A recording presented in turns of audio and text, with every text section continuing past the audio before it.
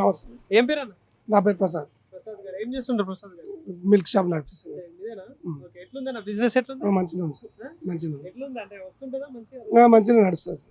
మంచిగా నడుస్తుంది. ఇక్కడేనా లోకల్ మీద? లోకల్ ఇక్కడ ఎప్పటి నుండి ఉంటున్నారు? పుట్టినప్పటి నుంచి ఇక్కడ మొత్తం ఇక్కడే. ప్రాపర్ ఇక్కడ ఎట్లా ఉందండి ఇక్కడ వ్యవస్థ ఎట్లా ఉంది అంటే మీ ఏరియాలో సమస్యలు కావచ్చు? బాగానే ఉంది. సమస్యలు కానీ ఏం లేవు ఏం లేవు మంచిగా వాటర్ డ్రైనేజ్ ఏం లేవు అంతేనా? అన్ని బాగున్నాయి. Okay right super. మా ఏరియా మట్టుకైతే అంత బాగుంటుంది. ఓకే మీ ఏం ఏరియా పేరు ఏంది? కొత్తపల్లాపూర్ విలేజ్ కుత్బుల్లాపూర్ విలేజ్ అయితే. ఓకే. సో మీ ఎమ్మెల్యే కూడా ఇక్కడ కదా? Local MLA. ఎట్లుంటది ఆయన పాలన ఎట్లుంది? మంచిగా ఉంది. పర్వాలేదు.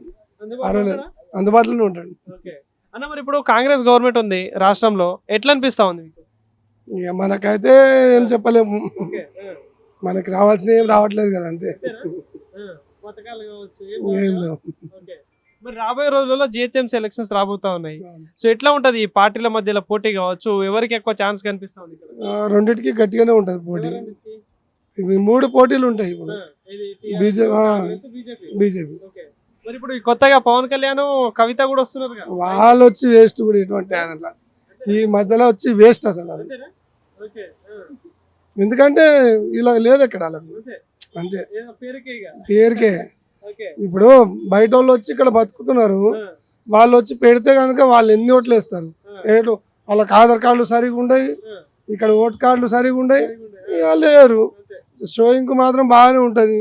ఓ అని అరపాటలు చేస్తారు. తర్వాత ఏమీ ఉండదు. మరి ఇప్పుడు 10 ఏళ్ళు కేసీఆర్ ఉండే ముఖ్యమంత్రిగా.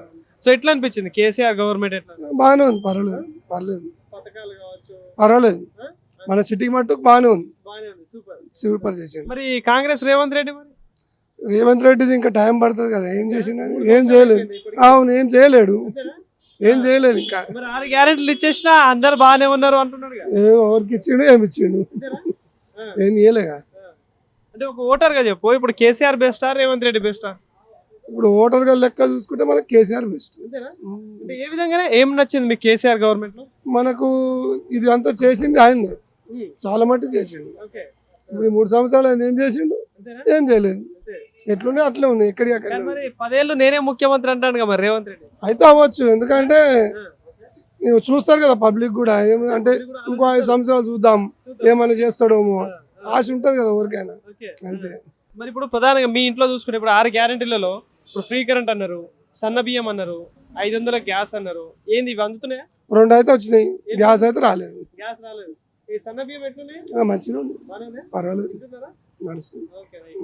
ఇంకేముంది మహిళలకు సంబంధించిన పథకాల సంగతి? అవేం రాలేవు. ఏం రాలేవు. ఏం రాలేవు.